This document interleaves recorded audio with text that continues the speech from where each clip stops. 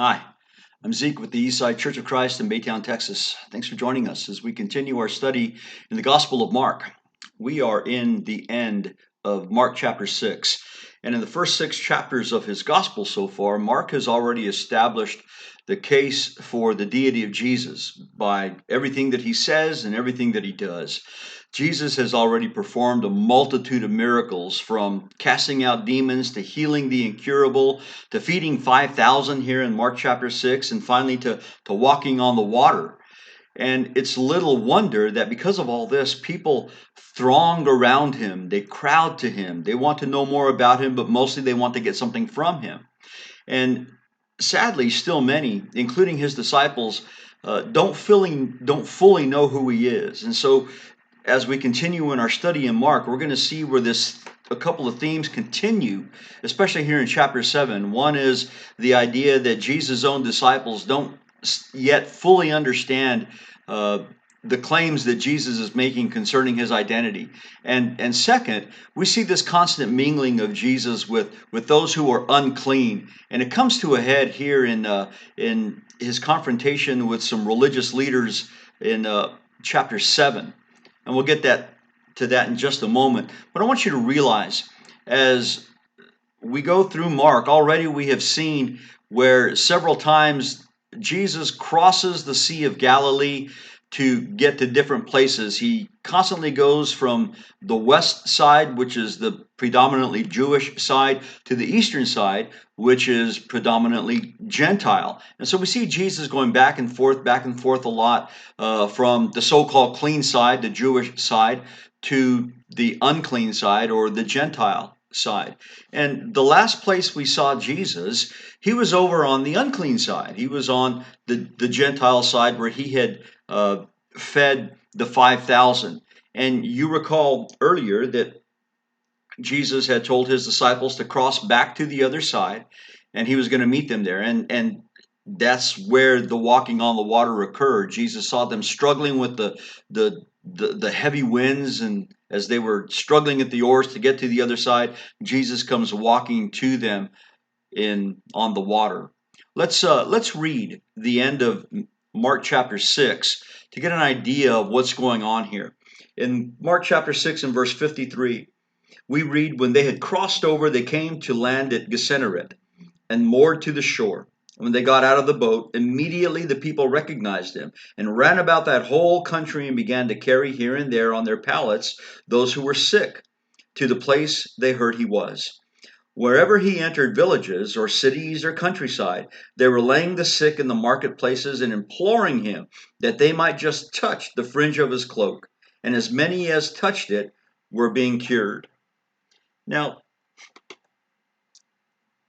in John's gospel that includes this event, John says in John 6 and in verse 17 that originally the disciples were heading toward Capernaum, or actually a suburb of Capernaum, Bethsaida, which is very near to it.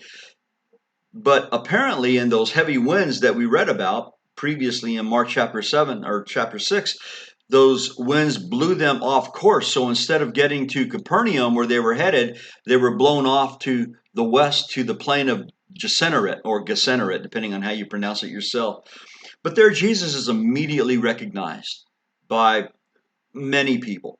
And so they believe that if they just touch, as it were, the hem of his garment, that would be enough for them. Now, we should realize that them touching the hem of his garment doesn't imply some kind of superstitious belief in the clothes that Jesus wears, or even the modern relics in which so many believe in today.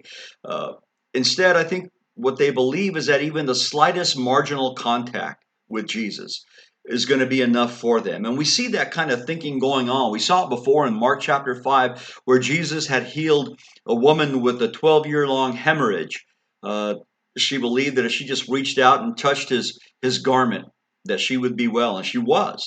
We're going to see it later on in Mark chapter 7, where Jesus heals the daughter of an unclean woman, a Gentile. And there's going to be this back and forth conversation between Jesus and this Syrophoenician woman, who believes that even though Jesus was sent to the the Jews, the dogs, in her opinion, the little dogs who eat the crumbs of the table, who just get a little bit of what Jesus has, is enough for them. And of course, those who believed that the crumbs of Jesus' power were enough for them weren't disappointed. We see that over and over and over again. Let's keep reading in chapter 7. In Mark chapter 7 and verse 1, it says, "The Pharisees and some of the scribes gathered around him, and when they had come from Jerusalem and had seen that some of the disciples were eating their bread with impure hands, that is, unwashed, for the Pharisees and all the Jews do not eat unless they carefully wash their hands, thus observing the traditions of the elders. And when they come from the marketplace, they do not eat unless they cleanse themselves, and there are many other things which they have received in order to observe, such as the washing of cups and pitchers and coffee pots." And we'll stop there for just a moment. I want us to notice a thread that connects these two incidents, the one that we read before at the end of Mark chapter 6 and the one that we read now at the beginning of Mark chapter 7. If you look there in verse 56 of chapter 6, it says that people were coming and they were laying the sick in the marketplaces and imploring him that they might just touch the fringe of his cloak. And then we see a connection to the marketplaces in verse 4 of chapter 7, when those who were ritually realistic or religionists came from the marketplace. In verse 4, they don't eat unless they cleanse themselves, unless they wash in a ceremonial way.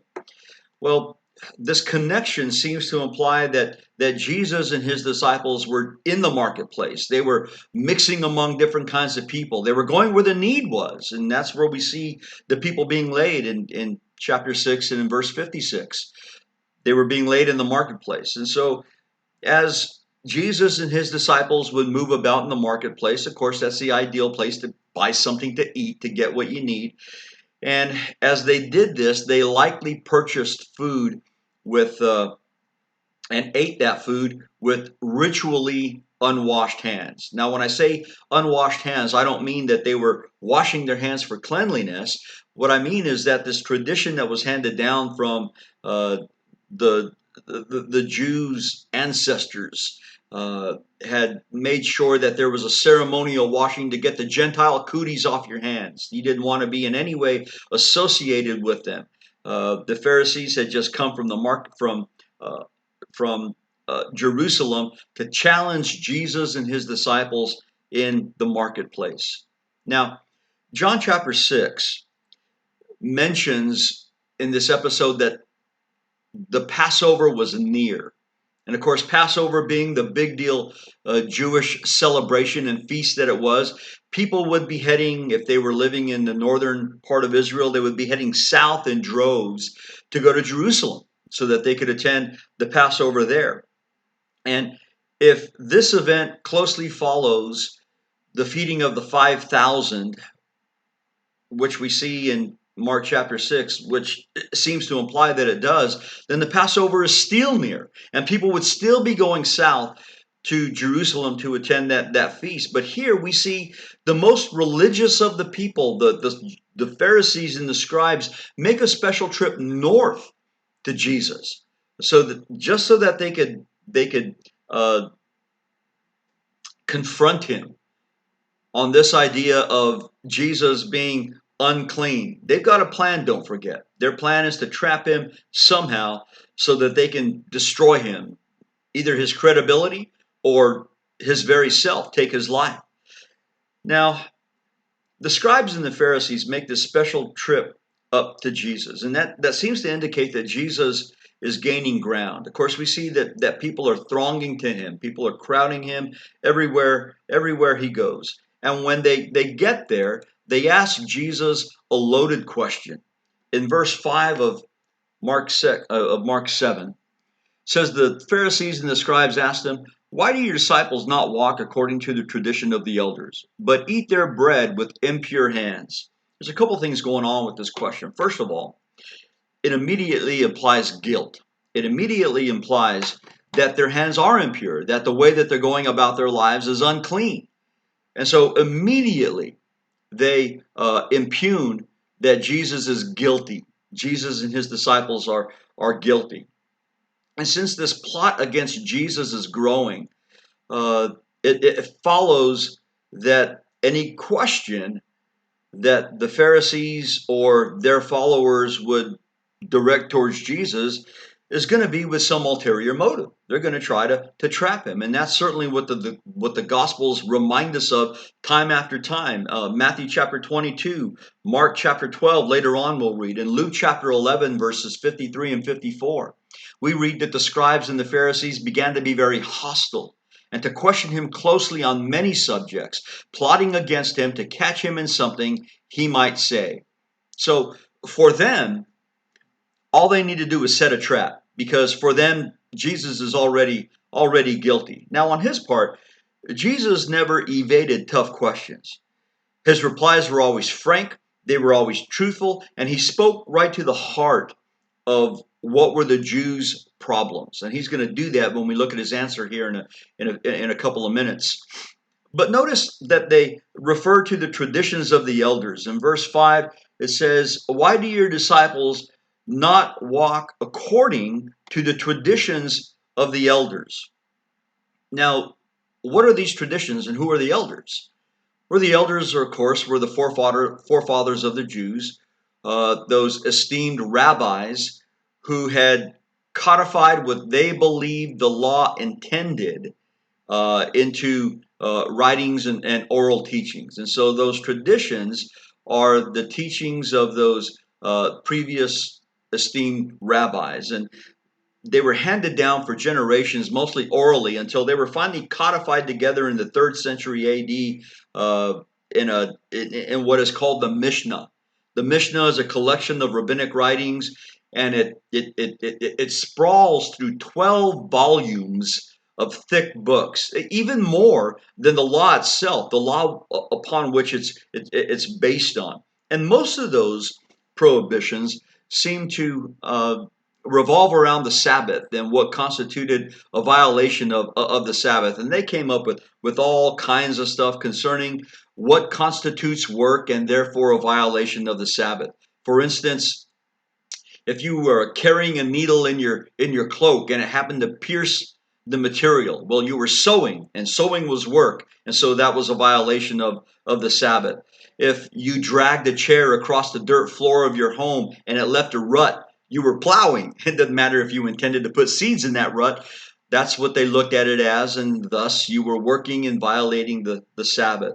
If you carried your mattress from one corner of your house to the other, you were carrying a burden. And according to the tradition, they had some very specific ideas about what constituted a burden, just how heavy a weight you could carry. It had to be equal, according to the rabbis, to one dried fig. I guess one moist fig was too much of a weight to carry. If you plucked corn or wheat on the Sabbath, just off the heads, and we've seen this happen with Jesus' disciples before.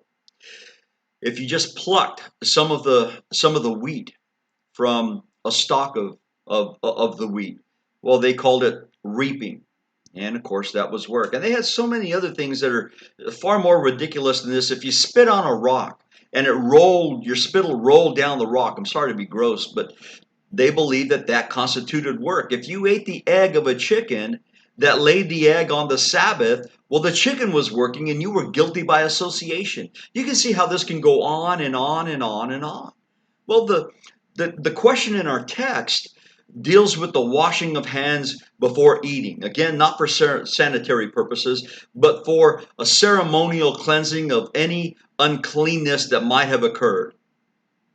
And the law spoke of various washings, all the way from the washing of a part of the body to the dipping of the entire body into some pool of water for a ceremonial cleansing. You see those kinds of washings going on in Exodus chapter 30, in Leviticus chapter 6, chapters 13 through 16, and Leviticus chapter 22. Now, tradition extended the idea of uncleanness far beyond the law to hold that a man who had been in the marketplace might be unclean because he might have touched an unclean person or might have eaten food that had been touched by an unclean person. And so they believed that this ritualistic or ceremonial cleansing or washing was necessary. And the question is a good example of the nature of the conflict between Jesus and the Pharisees. They were trying to preserve their traditional ritualism and their authority to mandate it to others, while Jesus himself was working to go beyond ritualism, to reach the very heart of man. And so Jesus responds to that loaded question. In Mark chapter 7 and in verse 6, Jesus said to them, "Rightly did Isaiah prophesy of you hypocrites, as it is written, the people honors me with their lips, but their heart is far away from me. But in vain do they worship me, teaching as doctrines the precepts of men, neglecting the commandment of God. You hold to the tradition of men." Now, Jesus quotes from Isaiah chapter 29, specifically verse 13.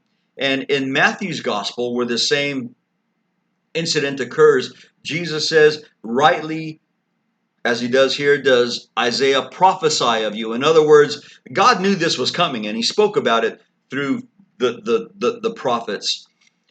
Instead of capitulating to the authority that these religious leaders believed they had and could exercise over the people, Jesus delivers to them a scathing rebuke. And I'm sure that those who were around them, because after all, they were always thronged or crowded with people, these people saw it. And Jesus aims Isaiah's prophecy right at them. And he does it by calling them hypocrites. Now, that's a well-known word today, and it was back then as well. It's a word that we understand that describes somebody who tries to pass himself off as somebody who's not, as somebody who he's not. And what's worse is the Jews believed that they were somebody that they were not. Now, originally, the word finds its origin on the Greek stage, where those ancient Greek actors would wear a mask in front of their face, a happy mask or a sad mask or an angry mask, to hide their identity and to portray whatever it was that the actor was trying to portray. Well, that's what these religious people are doing. They're acting. They're putting on a mask of honoring God, but their true nature is self-serving.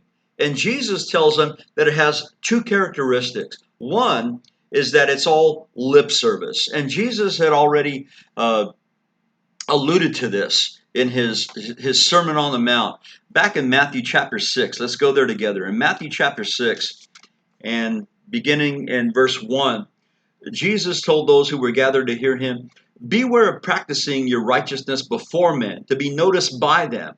Otherwise, you have no reward with your Father who is in heaven. So when you give to the poor, do not sound a trumpet before you, as the hypocrites do in the synagogues and in the streets, so that they may be honored by men. Truly I say to you, they have their reward in full." If you go down in verse 5, Jesus says, "When you pray, you're not to be like the hypocrites, for they love to stand and pray in the synagogues and on the street corners, so that they may be seen by men." And Jesus reminds them again and again. And later on in verse 16, he says, "When you fast, do not put on a gloomy face, as the hypocrites do, for they neglect their appearance so that they will be noticed by men when they're fasting."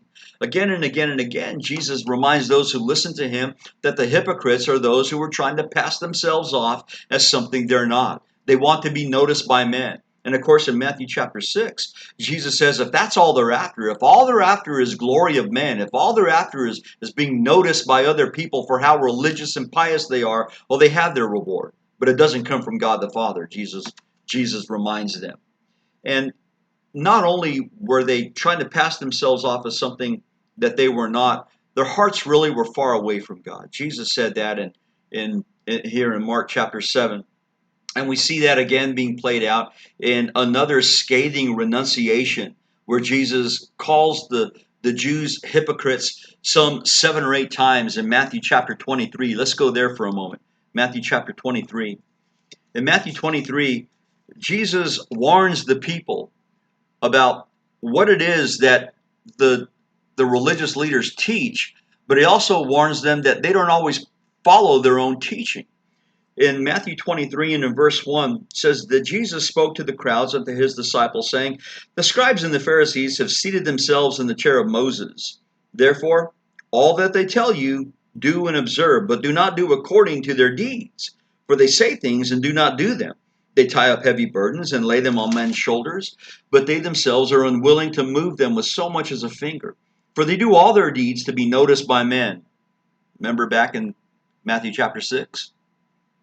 For they broaden their phylacteries and lengthen the tassels of their garments. They love the place of honor at banquets and the chief seats in the synagogues and respectful greetings in the marketplaces and being called rabbi by men.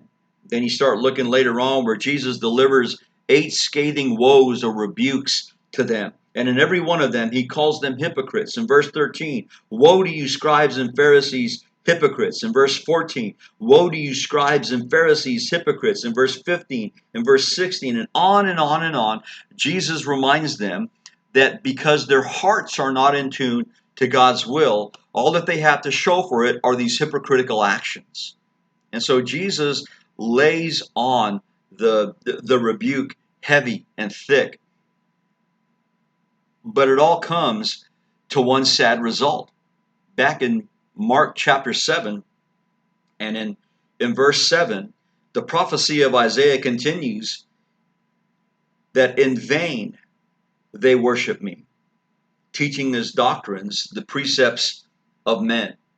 Their worship was vain and their teaching was tempted. And just as men could be hypocritical in Isaiah's time, and even before Isaiah certainly, so they were in their service to God and in Jesus' time. And they are still today. Hypocrites say the right things, but their hearts and their actions betray them. Jesus is going to talk about that in his illustration. In the Lord's illustration that he delivers to them in Mark 7, verses 9 through 13, he's going to give them a specific instance of how their misguided hypocrisy in their intention to get people to be closer to God have actually led them and the people further away from God. In Mark chapter 7 and in verse 9, it says, he was also saying to them, "You're experts at setting aside the commandment of God in order to keep your tradition. For Moses said, 'Honor your father and your mother,' and he who speaks evil of father or mother is to be put to death. But you say, if a man says to his father or his mother, 'Whatever I have that would have helped you is korban,' that is to say, given to God." Mark gives us the meaning. You no longer permit him to do anything for his father or his mother, thus invalidating the word of God by your tradition, which you have handed down, and you do many things such as that.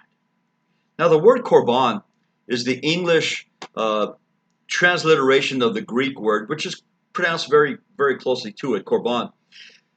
It means a gift that was dedicated to God. In fact, some 80 times in the Old Testament, in the books of Leviticus and Numbers, it's usually translated offering. It's what a worshiper brings. His sacrifice is an offering or a gift that's dedicated to God. Now, the very idea of korban, this dedication to God, arose from a correct theology that obligations to God were far more important than any obligations to any human, including parents. But of course, you can see that the opportunity for abuse is all too obvious. Jesus is saying that you have this law that's handed down by tradition, and ultimately it invalidates the word of God. He says, Moses says you're to honor your father and your mother. And the word honor is a wide-ranging one. That means that not only will you respect them, but you'll also offer to them help when help is needed. And so if a devout Jew had some property that perhaps his parents, who had found themselves in destitution, might have been helped by, he could have sold that property and helped them. But instead, according to the tradition of korban, he could have said, well, I've got this property, but I've already dedicated it to the temple. And when I die, they're going to sell it and they're going to give those proceeds to the temple. So what I have that might have helped you is dedicated dedicated to God, or korban. And so Jesus says, by your stiffness in holding to your tradition, what you do is actually go against or invalidate or nullify the commandment of God. It superseded that. And Jesus says, you do many such things, such as that. I want you to notice how Jesus goes through this progression of how they not only reject, but ultimately just override and supersede the commandment of God. In verse 8, he says that you are neglecting the commandment of God so you can hold to the tradition of men in this korban offering. In later on in verse 9, he says you're experts at setting aside the commandment of God in order to hold to your tradition. And then finally in verse 13, Jesus thus, when you do this, thus you invalidate or nullify the word of God by your tradition. Do you see the progression there? At first they're neglecting, then they're setting it aside, and then finally they're ignoring it altogether. They're invalidating it, they're overriding it, they're superseding it by their own tradition. And what's really sad is that these are the ones who are responsible for leading the people of Israel closer to God, but instead they were taking them further and further and further away. And so Jesus gives a warning in verses 14 through 23. Let's read that. In verse 14, it says, after he called the crowd to him again, he began saying to them, listen to me, all of you, and understand. There's nothing outside the man which can defile him if it goes into him. But the things which proceed out of the man are what defile the man. If anyone has ears to hear, let him hear. When he had left the crowd and entered the house, his disciples questioned him about the parable. And he said to them, are you also lacking in understanding? Do you not understand that whatever goes into the man from outside cannot defile him, because it does not go into his heart, but into his stomach and is eliminated? And thus he declared all foods clean. As he was saying, and he was saying, that which proceeds out of the man, that is what defiles the man. For from within, out of the heart of men, proceed the evil thoughts, fornications, thefts, murders, adulteries, deeds of coveting and wickedness, as well as deceit, sensuality, envy, slander, pride, and foolishness. All these evil things proceed from within and defile the man. Now, apparently, according to Matthew's account of this incident, the Pharisees had left it in an indignant huff. Apparently, they were unable to trap Jesus this time. It wouldn't be the last time. They would keep trying. And Jesus, in Matthew chapter 15, warns of their blindness, their blindness there. In Matthew's account, the disciples come to Jesus and say, don't you know that you offended them? And he says, I'll leave them alone. They're the blind leading the blind. Remember that? Well, here Jesus, he gives a short parable. And this parable is deeper than the few words that it contains. And the parable that Jesus gives in Matthew 15 kind of mystifies the disciples. And so they come to ask him about it. And so Jesus explains it. We have the explanation here when he says, he who has ears to hear, let him hear.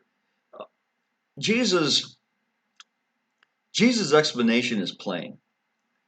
A person is defiled morally by what he thinks in his heart, even though he may be trying externally to scrupulously observe purity rituals, ceremonial laws. He may on the outside do all these things, but on the inside, as Jesus renounced the Jews for being, their hearts are far away from God. And their hearts, they are thinking about all kinds of other things. And so Jesus, as I said before, goes right to the heart of man, just as God did through the prophet Jeremiah. In Jeremiah 17, in verses 9 and 10, God said through the prophet that the heart is more deceitful than all else and is desperately sick. Who can understand it?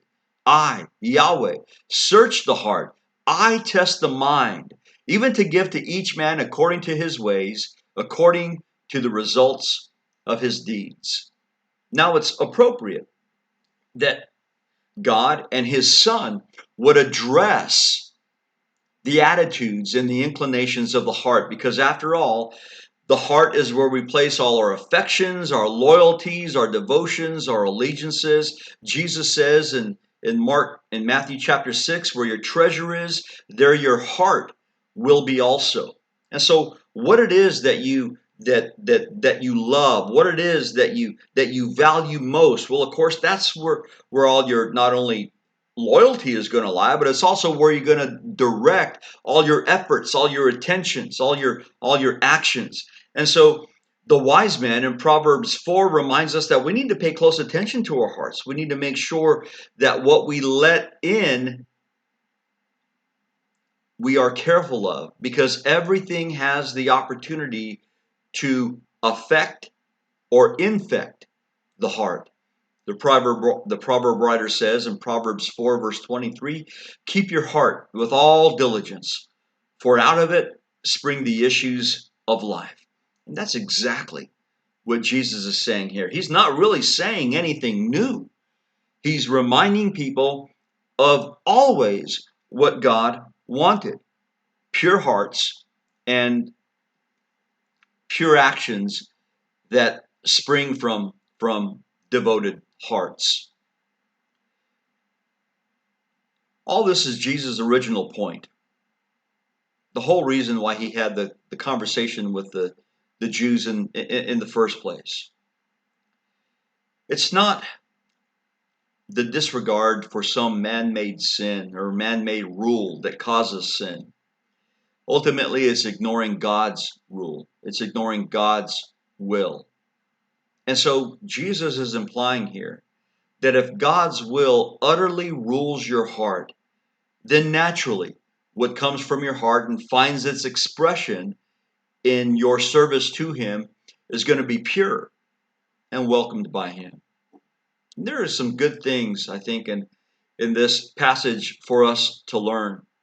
One of those things is that good intentions can run counter to God's commands.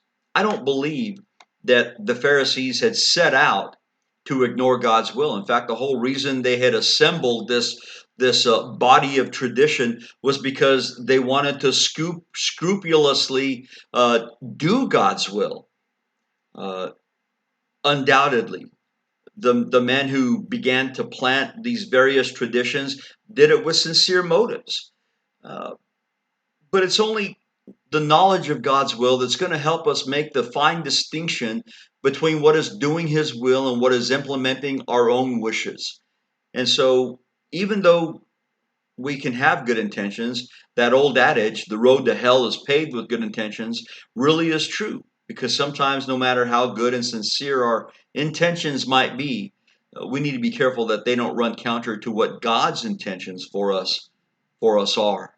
Second, we should realize that really true heartfelt service respects God's commands.